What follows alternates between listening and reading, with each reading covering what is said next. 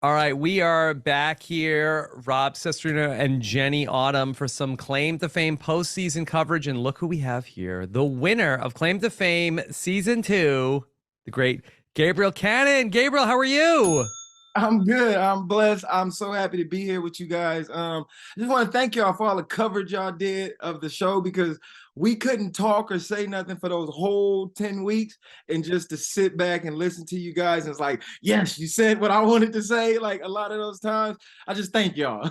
All right, well, we thank you because you were so entertaining to watch. You did such a great job in the game, but also just as a character on the show. We had so much fun getting to watch you all season long. So it was such a treat, and we're so happy that you were up for coming on and talking with us. Hey, man, I'm ready for it. I love you guys. One of my favorite podcasts. Yes, thank We you. love you. Yes. Okay. So, Gabriel, what's been going on with you since the end of the show? Man, it's been crazy. My phone has like almost blew up because it's just so much traction and people. It's an amazing thing. But it's nerve-wracking because I'm kind of one of those people who like all of my messages cleared. I don't like notifications. Like I don't want to miss nothing. And it's just like, man, I know I'm missing everything. I got some aunties that's mad at me because I ain't returned their calls and stuff. But it's been a flood, but it's been beautiful. Now it's just really I don't want to say what's next because I love Claim to Fame, but you got to keep that iron hot, right? Sure, sure. I mean, Is it weird going back to having a phone after like not being able to access it for the time that you're filming? It's like you go from having no ability to like, check your emails and Google celebrities and stuff like that. And then all of a sudden it's like the floodgates open.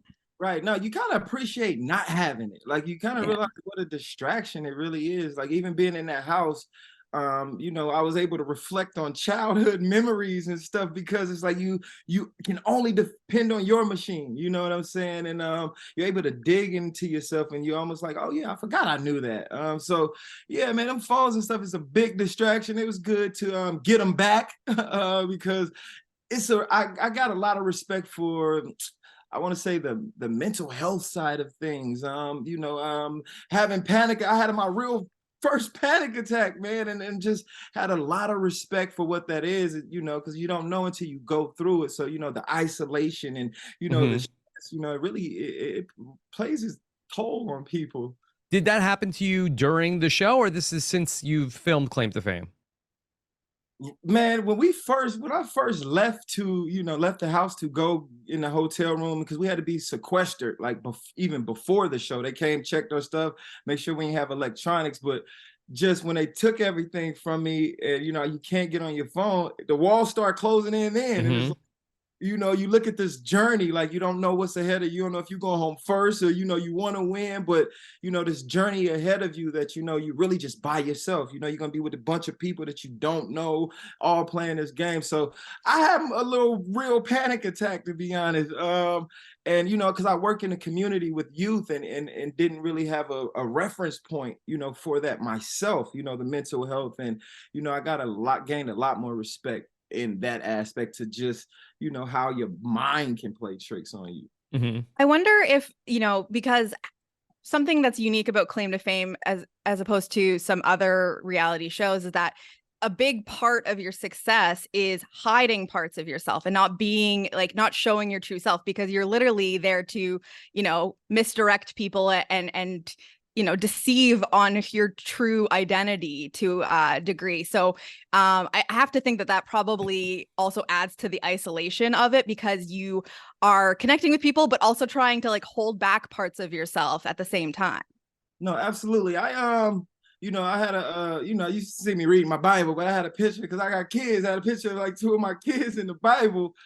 And when I looked at the picture, like I went back to who I really was, and all the responsibilities and started flooding on me. So that whole time, I literally had to block out who I really was to myself, because if I would allow myself to go back and even think about those things, what was Hmm. going on at the house, or the kid get to school today, like if I would allow myself, I would I go back into that unspiraling, you know what I mean? So I definitely had to tap in and I had to be fully in that moment, blocking really, my real life completely out. Yeah. Gabriel, so we had some questions for you in regards to the finale and ultimately how you won the game, where you came out with the guess that you had that Monet's dad was JB Smoove, and it was then a flashback to some conversations that you had. Could you tell us how you ultimately cracked that JB Smoove was Monet's dad? Okay, so before I'm long-winded, I'm sorry. So before I went in the game, it's like, how do you prepare for this? How do you prepare for claim to fame? And it's not like you can Google a bunch of celebrity relatives, because the clues are not leading to the relatives, they're leading to the celebrity, Yeah. and so my thing was, I'm not even gonna do any research. If I'm supposed to win this game, it's all inside of me already. I don't know if you guys seen the Slumdog Millionaire movie. Yes. That's really how I went in there. It's like, I'm not gonna do, if it's in me already. And if that, y'all see my faith. I told Chris at a point, man, I'm not dependent on strategy, even though I tried to make sure I had a good one. It was really, a preordained thing for me. It's like, man, it gotta already be in me. I'm not gonna, if they call my phone in this rare time, it's got to be a destiny thing. And that's really how I looked at it when they look at it. So, with the JB Smoove, my brother's in the comedy world. So when I got the clue, Curb Your Enthusiasm and Saturday Night Live, the pool kind of got real small. You know what I mean? There's only a few people, you can plug and play in there. And then we got Monet's clue pretty early. So what you guys really don't see is the downtime. Like, the times when we're on our bed after you realize, like, man, I'm still in this house, and you made it through another challenge. That time on your bed is critical time. Like, you could barely go to sleep sometimes because these clues and these little red cars and vote boxes is just floating in your head, and you're trying to, see where this fits. And then you have those thoughts of going home. And so, there's a lot of downtime to where you put these clues together. So with the JB Smoove thing, like I said, it got real small. I'm plugging in Tracy Morgan. I'm plugging in different people. Also, I was playing a deflection game because people see me show Monet's clue, but I did tell Monet, there's a scene where Monet and JR come in the house, and they kind of almost corner me in the room, like they was about to box me or something. And Monet's like, you showed my clue? Did you show my clue? And you see how serious Monet could get.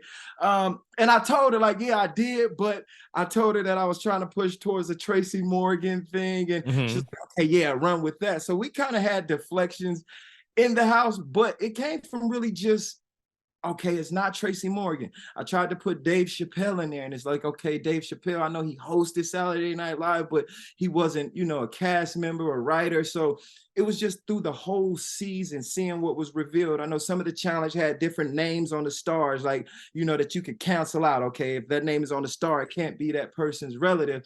And then back in the day, I did a video. I actually worked with Mr. JB Smoove, did some work with JB Smoove with my brother. He was actually a puppet. And so I was freestyle battling a puppet, and JB Smoove was the voice of this puppet that I'm freestyle battling. And so there's actually a scene too, and remember, everything is edited. So they kind of want, the audience to root for certain people or be in the dark about certain things. But there's also a scene where I went to Monet let me make that clear, before anybody came back in the house, that I went to Monet and was like, hey, is your dad JB Smoove? And he looked at me and was like, no, but you're closer. Yeah, she did the neck thing too. No, but you closer than you've ever been. And so because of that reaction, she's like, you're closer than you've ever been. And if you know JB Smoove, he's kind of, in the world of his own. He's a Lone Ranger comedian. Like, so it's like, he's not like a tag team. He's not a Kenan and Kel. It's JB Smoove. So I kind of put it back in my pocket the same way I did Chris. But he was always, really the only name I had, because I'm trying all of these other Black famous comedians and they don't fit. So it's like, this is the only guy. And I didn't watch the Curb Your Enthusiasm, but I couldn't cancel him out. So yeah, if I was going to shoot before anybody came in the house, if I had to shoot Chris or Monet, those are the names I had. It's like, and then Chris from the Jackson 5, when I got Chris's clue, it was more of the Teen Idol in the 70s. I grew up watching the Jackson 5 and even the Jackson 5 TV movie, and they depicted it. I don't know how true it is. They depicted it like, that Donny Osmond was Michael's rival. I remember in the television movie, Right. They were saying things like, you know, Donny can't hold a candle to Michael. And it was almost like they was trying, Michael and Donny was this rivalry. And so that's how I knew Donny Osmond, you know what I mean? And I didn't watch a lot of stuff because, you know, growing up where I grew up is Jackson 5 all day. I got 4 brothers. So we competing to be Michael. So it was almost betrayal to go watch Donny stuff, you know, until I got older. But you know, even that teen idol in the 70s, I just rest on that. Like, who else? Like, if Michael was still black with an afro, who can you call an idol when Michael's around? You know what I mean? And the only name that I had was Donny Osmond. So if you remember that scene that we're fantasizing, man. Yeah. In the 70s. If you're you time traveling. Right. You see, when I say Donny Osmond to her, you can see that I'm squinting. Like, you know what I'm saying? I'm open. I squint to see her reaction. And so when I see her reaction, I kind of try to pull it back. And I'm like, okay, I'm still thinking, like, because I seen that she's like, okay, and I know Monet's smart. So it's like, okay, if she's reacting like that off of Donny Osmond, let me try to take it back and put it back in my pocket so she don't have it. But that's what that was about. I know a lot of people say that scene was staged, but that was an organic scene. We in there, we done played cards all day. We're trying to, and so she just came up with this idea, like, let's just role play, like, you know what I mean? And that's how those things came about. So was that name Sorry, was that name floating in your head? And that was just the first time you said it out loud when you were doing the like role play thing with Monet? Because there was lots of discussion throughout the season that, you know, when all of these discussions were taking place about Chris and people were taking shots at Chris and all of these names that, you know, didn't make a ton of sense at points. And we all remember that amazing scene where you say Joseph from the Bible. And so there was a lot of theories that you were on to Chris a lot sooner and you were kind of just holding that to yourself. So how long had you had the possibility of Donny Osmond in your head before that came out with Monet? The possibility of Donny Osmond was when I was teen idol in the 70s. You know, that's the Michael Jackson, his rival, okay, Donny Osmond. I was surprised I didn't look at Chris and see Donny Osmond. You know, like all the moms out there. You know, the moms knew. Yeah, it's like, oh man, how didn't I see it? But he looks just like Jim Carrey too. I mean, like, do it side by side, like, you know. So yeah, I had an idea, but I didn't think it was real. There's times I would throw stuff on the table, like even the Joseph thing, to kind of, you know, you want to get with the collective mind. And, you know, a lot of times they rather go wake up a sleeping JR than bring me the information, you know, because I'm silly, I know, but, you know, they didn't really nobody took me too serious. So when they come, I would really get the information last. Or if you see, like, I will purposely walk in the room, but they didn't realize, like, if you watch it back, I will walk in the room all the time and like, are y'all gonna do this without me? Or y'all ain't talking about me, are you? Because I always kind of wanted to know what everybody was, because I didn't want you somewhere talking about me. So I would always make sure I'm interrupting those conversations. But as soon as I kind of always thought Donny Osmond, and I would just throw it out there to see if anybody else kind of was biting, and it seemed like nobody was biting on it. So for me, okay, if I had to shoot this shot, I would never have shot, you know, the Elvis Presley and the stuff like that. Elton John, yeah. Right, you know, but Billy Idol. Right, but to sit back and watch it is like, okay, they might know something I don't know, and if they don't know, it's a plus for me because it's one less person. But yeah, I was just trying to feed little, like, not even because I knew, you know, I don't want to act like, oh, I just knew the whole time, but it's like I had an idea, and it's like, okay, does this make sense?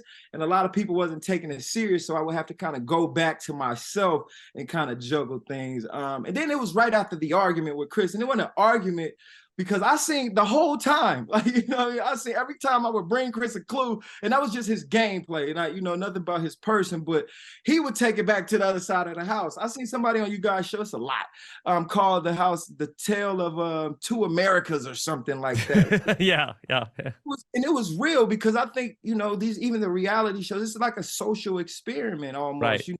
Yeah. Bring these people in, and just culturally, you know, to identify with people who look like you know, I mean, to even dive into the real reason why Cole voted off Shane. Like, it's heavy, like, you know, because Cole came back and it was a reason behind that. And, you know, Cole grew up biracial, you know, and he said to us personally, you know, after he did that, he came back to us and said, hey, man, you know, based upon how I seen the house was going, you know what I mean? And the divide that was happening in the house, it was, you know, because I was mad because Cole volunteered to take the shot that night. Hugo was ready. Hugo was 100% on board, and Cole went around the house and campaigned, no, let me take the shot. I know it's at the time they thought it was Jeff Gordon. And he campaigned to go down there. And it's like, well, no, we already kind of got a plan. We're going to put Hugo up there. Hugo's volunteering. And he's like, no, I've never been down there. I want to be down there. And, you know, that's where I was kind of like, man, he played us deep. Like, you know what I mean? It wasn't just he betrayed her at the last minute because he didn't have it's like, no, he had a plan because he seen the way the house was going. And he's like, man, I grew up biracial, man. I don't really want to play that game here, you know. And, you know, I want to talk to Cole more about that, you know, because, you know, we're playing a game and things happen. We didn't get to talk about just, you know, what triggered him to do that, to make a bold move like that on national TV, to like, yo, I'm breaking all this up. Like, you know what I mean? Like, I salute him for being that bold, but, you know, it wasn't just about gameplay. It's a lot of social, you know, things going in. And he was like, yo, if y'all ain't gonna do it, I'll be the guy to do it.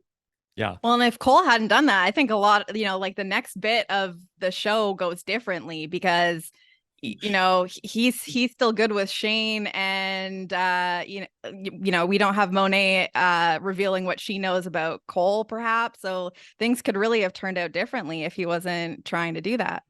Right. I think everything went perfect for me. Even my mess, of course, yeah, worked out great for you. Even at the beginning when I met, like, my failures worked for me because when they revealed the drumsticks and the star, Dallas Cowboys, and it's like, that kind of sealed a lot of things. So even, you know, when my mess ups worked on my behalf, so it's just like, man, I was blessed. That's you know, it wasn't me, it wasn't brain knowledge, skill, strategy. It was like, you know, I hope that I went on the show to show like, yo, man, he put his faith in something bigger, and that belief can carry you also. Yeah, Gabriel, you did a great job also with letting other people think that you were related to an athlete. We know that JR felt like that very strongly, that you were Julius Peppers' relative. How hard did you push that narrative of all of the athlete football stuff? And was that something that you took away from the first season of the show? No, absolutely. You know, I think everybody watched that first season, and I think everybody on that first season gave me something to learn from, you know, whether it was good or bad. And so I came like I was doing game film. Like, I came ready. Like, you know, I went over. You are a football player. In my mind. Yeah. I never played. Method acting. Yeah. Yeah. But yeah, I definitely learned from season one. And, you know, just coming in, like I said, my size, you know, being a football player, that's what I get, you know, out in life. You know, you play football at the grocery store, you play football. And it's like, you know, I just ran with it, you know, the football thing. But I had a plan B, the Terry Crews thing. My plan B was, okay, if they figure out that I'm not in the NFL world, if they figure out entertainment, I'm going to switch to Terry Crews because him and Nick hosted some of the same shows. Yeah. Terry Crews also played football, you know, and so I had like a secondary for the second plan. Very genius. Did you ever find yourself, because it seemed like there were people in the house that were a bit more of football people than at least you seemed to say you were. So did you ever find yourself in some like awkward conversations where you're having to like, you know, flub some information or act like you knew more about football than you might? Absolutely. Every time with JR, I had to pretend because he obviously knew the sports world, like, you know, and so JR would tell me, oh, I know exactly who your brother is. Like that time he ate those Skittles on the field. I'm like, oh, yeah, that's a different show we watch. Yeah. Right. Like, you know what I mean? It's like, yeah, man, he walked off, he threw his helmet, and, you know, JR would tell me stories about my brother. And it's like to confirm that he knew who I was. But, you know, that was him showing me like, like, man, I know exactly who you are, but I got your back. I'm not even in the lie detector challenge, and that's how I won that challenge, because JR was so set on who he thought I was that I was able to rack up the points by distracting him. So it's like, I know I'm about to get them at least a -10 on my round. Like, so if I do a 5, I'm doing better than them because of how far they would bomb on my round. So, even at the beginning, the time when was doing our 2 truths and a lie, and I was just improvising, and I did the little Heisman pose, and for Kevin Jonas to say, "Is that a clue?" Like, those things just worked in my favor, and it almost subliminally implanted things that, if the Jonas Brothers said it, it got to be a clue. You know what I mean? The Jonas Brothers with the assist. Yeah. Yeah. So, Gabriel, how is everybody getting along after the show? Yeah, we heard there's a group chat with both seasons. Amara told us that there's a big group chat. Yeah, it's a group chat, and the group chat is a little crazy. I think sometimes the ladies forget that there's men in these group chat. Yeah. And they be saying all kinds of stuff, but it's interesting. You learn, I learned a lot. But you see I think somebody just recently got married. I don't want to say Hugo and Olivia? No. That quickly? Yeah. No. I seen an AI Hugo and Olivia baby, though. It was adorable. That's a thing? I didn't see that yet. I'm going to have to look that up after this. Yes. Adorable. But no, the group chat is good, but it's constant information. So you got to kind of go at the end. We can catch up on everything for sure. It's a lot of people in one group chat. So you have to have like sectors probably. Have you met any of the people from season 1? Not physically. I talked to him, Dominique's, Miss Farbs, Brittany called me, and just the first time I talked to her on the phone is like I knew her since high school. It's just, hey, how you doing? And it was just like, we got this family. And I also want to get I'm sorry, I'll be everywhere. I want to get You're good. I'm relatable. Claim to fame tradition. I want to, those boxing belts, like a wrestling belt. Yes. I want to claim to fame wrestling belt since I won this season. And so the season winner has to pass down a trophy to the previous season winner. So I'm going to get a wrestling belt, a claim to fame championship belt. I got to get one for LC because she won last season. Yeah. Try to keep that tradition going. I love that. Got to get some type of trophy because we got the money, but you want something that you can look at forever too. Like, remember that, because that money going to be gone. Yeah. So we mentioned Hugo and Olivia. Did you have any suspicion when you were in the house that was also going to be another couple coming out of this season? I don't know how to answer this question, so I'm going to answer it honestly. Okay. No, Hugo is he was such a playboy. Like, Hugo has got some of the smoothest, when you hear some of the stuff that come out of his mouth, it's like, where did you get that from? Wow.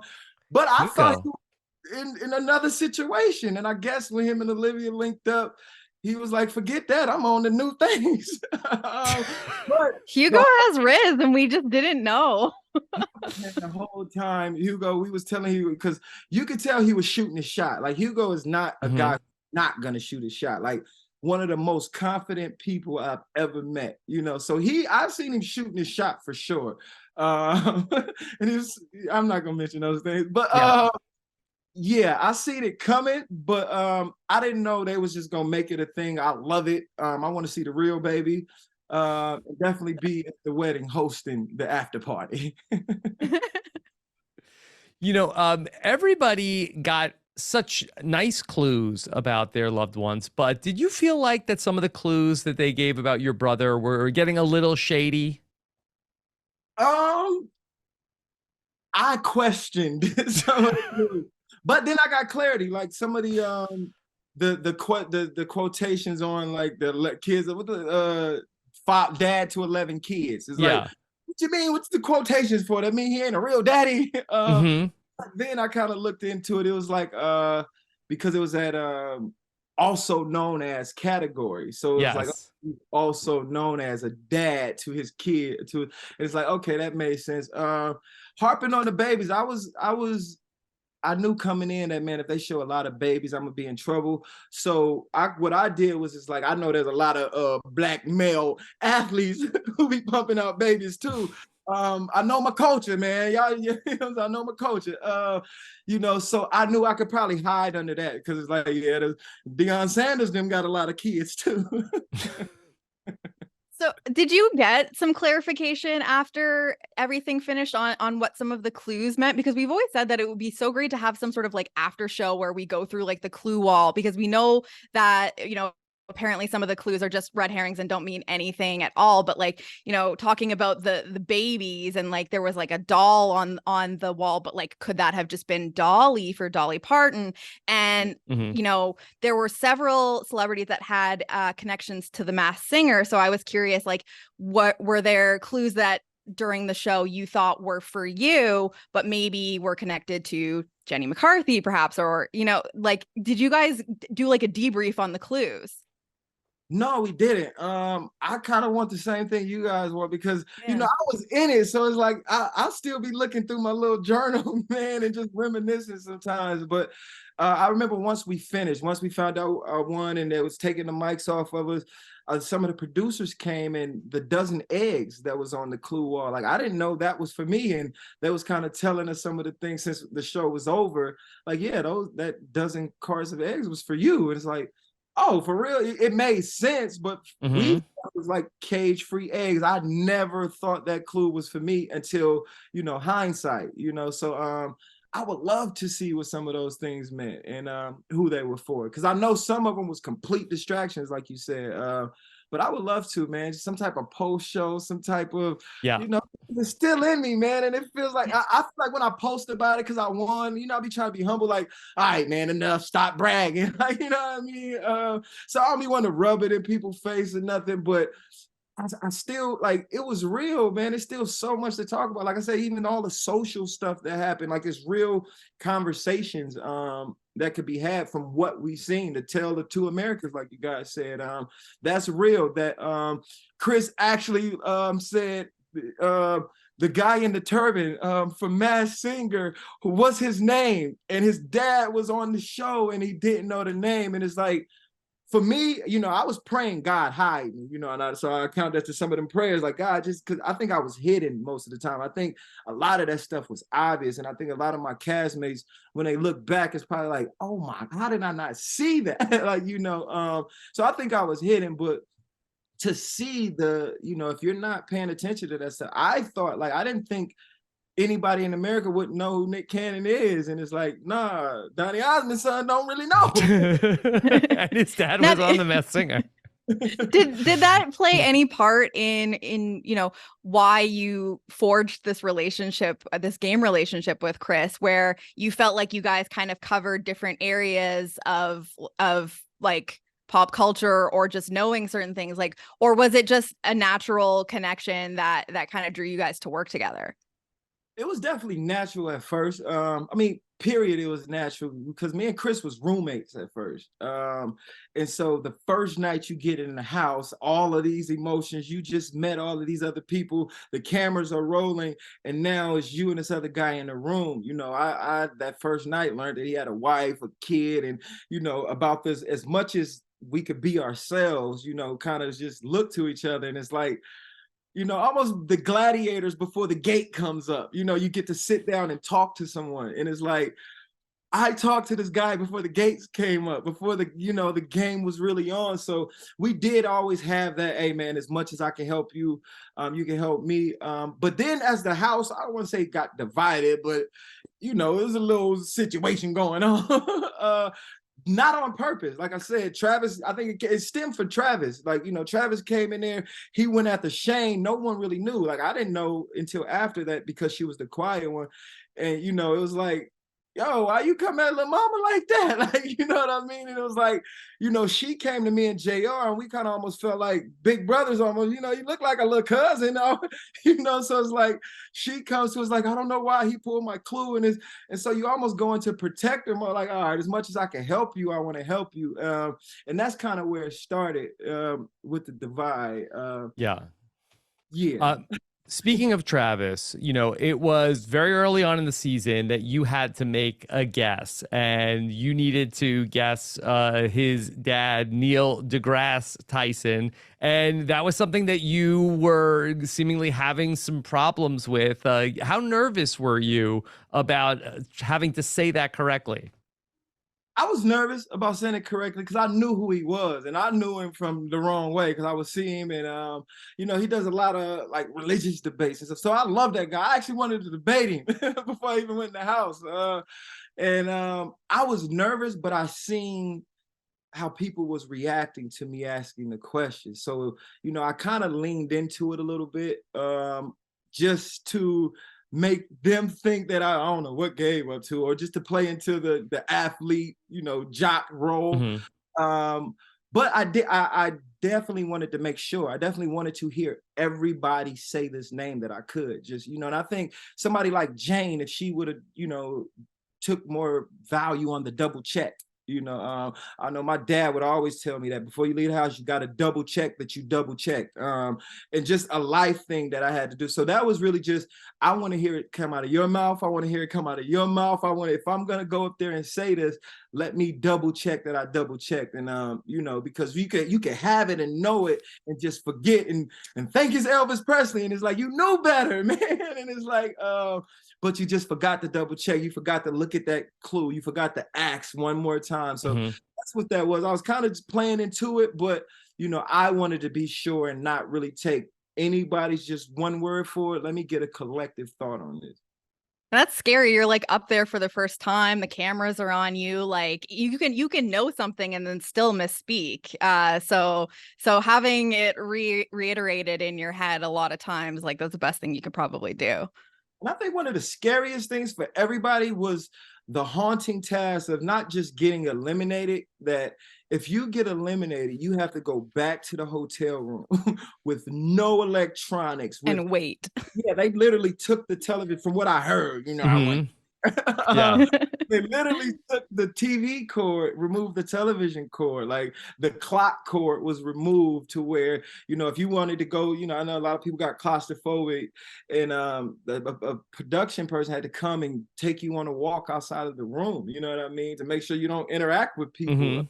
So I think that was one of the biggest fears. Like, man, I do not want to go back to the hotel just because of the, you know, too boring. Before we had a slight isolation, and then after is like nobody want to go there for 4 weeks straight. Yeah, that's why everybody was so happy when they came back to the house together. Party. Yeah. How about in the very first episode when frickin' Carly gets voted out, or she gets revealed as Tom Hanks's niece, and then here's you minding your own business, and you're catching strays from Carly when she says like, "Oh, even Gabriel got it, and he's not even smart." Right. To be honest, we didn't hear that. You know what I mean? Because we're down here at the guest off, and she storms off. We hear she's going up the steps. Once she starts screaming, and JR's like, dang, the production tells us, "Hold, like, don't move, like, y'all stay here, like, don't move." We forget that they're still rolling. Yeah. You know, I'm sure they had a plan that they would probably go in and debrief her, but I'm sure production, when they seen what was going on, because for me, if I was on production and I had a character like Carly, I would have, at first, when I seen like, dang, she was the first one to get voted off, my spirits would probably like, dang, that was one of our lives. Like, you know, that was one of our lives. And so I don't think it was a good thing at first when they seen one of their energy persons getting voted off. But I think when she started walking up those stairs and it was just like, hold, just hold, I think they kind of seen it coming and they allowed it to go on. And so we hear that she's stomping, we hear she's screaming, you know, but that's from a distance, you know, we hear, you know, and that's why Monet, she's screaming. That's all we could hear. We can't make out, you know, what's going on. But watching it back when the first I think she probably forgot that she even said that, but watching it back, it was like, ooh, no, she didn't. Yeah. But no, at that point I already knew the outcome. So for me, I just stepped back and I was like, wow, that was just another piece for me that was just that you couldn't write that in. You know what I mean? you couldn't script that. Like for her to say that about the guy who actually won the whole season, who's pretending he's this airhead, like, you know what I mean? Like you couldn't write these things in. So for me, it was just another piece to show that, hey man, that belief got you far, boy.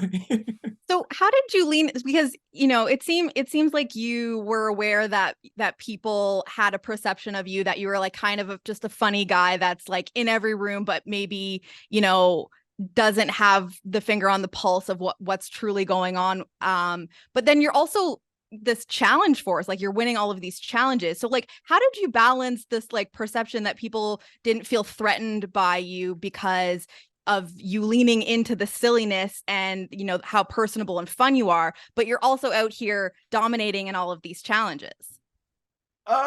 Two things really. I think in life and culture, you know, just being a big black dude, to be honest, like, you know, you put on these traits, like you're having a good heart. I was a church boy. Like, I didn't want to be like, you know, my cousins was gang banging, but I'm I'm going to house, man. You know, but just to have to put on this non-threatening persona in life, you know, if I go in the store to this day, you like even me talking with my hands, like, you know, it's because I've been pulled to the side and somebody told me like, yo, man, empty out your pockets, and I didn't have nothing. And it's like, man, that was embarrassing, but I could either go off or, you know, I can empty out my pockets and show the old lady in the back that like, yo, they stereotyped him or misjudged him. And so just going through life having to put on a non-threatening persona, you know what I mean? I'm the big guy who want to hug you, but if I come towards you like this, you might duck. Like, what is he doing? Like, you know, so just in life, putting on that persona. But I think too, you know, art imitates life, you know, so in life, you know, people will call me either hot or cold because I'm naturally like this. I want to help. I'm the middle child of, you know, 5 boys, you know, so I'm naturally silly. I'm naturally goofy. I've watched growing up the Keenan and Kales and their comedic timing. Those are the people that, you know, I've sharpened from, you know. And so in life, I kind of would get this like, man, does people think I'm dumb? You know what I mean? Like I would like, whether it's in the office or in the classroom or what, you know, I would, because I'm the guy joking, like I'll throw a joke in at the most inappropriate times. And so you will get that image, like, what is wrong with him? Like, you know, the things I'll joke about it be like, yo, like, I can't believe he actually said that. It was funny, but I wouldn't have said, you know, and so in life, I kind of get to like, you know, does people think I'm slow? You know, and I kind of went through and realized that, yo, that's a secret weapon, to never let people always know what you're thinking, to never, you know, to always be underestimated. And, you know, in life, I kind of win that way. You know what I mean? Even being related to a celebrity, you know, I purposely over humble myself because what I don't, you know, if I do anything,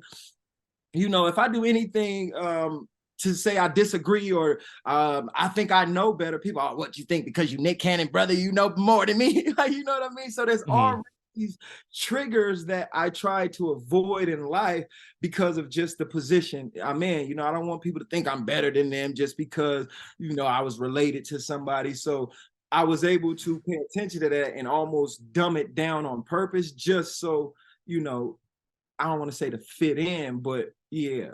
Yeah. Well, Gabriel, we loved getting to watch you on the show. It was so much fun to get to chat with you. What's coming up? Can you tell us anything else about what you're going to be doing after the show's over now? Man, I'm definitely trying to get back on the TV, baby. Yes, please. And you should be. Yeah. Man, tell them about me, man. Yeah, I mean, this guy is such a natural. And this is what look, we were saying. next time Kevin Jonas has to go somewhere, bring Gabriel in for a day. This is what we've been saying. That? Like, you know, we Yeah. have these incredible people that could be filling in and hanging out with Franklin. Yeah. Nick needs a day off from one of his million hosting jobs. Where's Gabriel? Come on. Exactly. I'm ready. So I think even watching ABC, watching this season, there's a lot of game shows, you know, that'll be fun.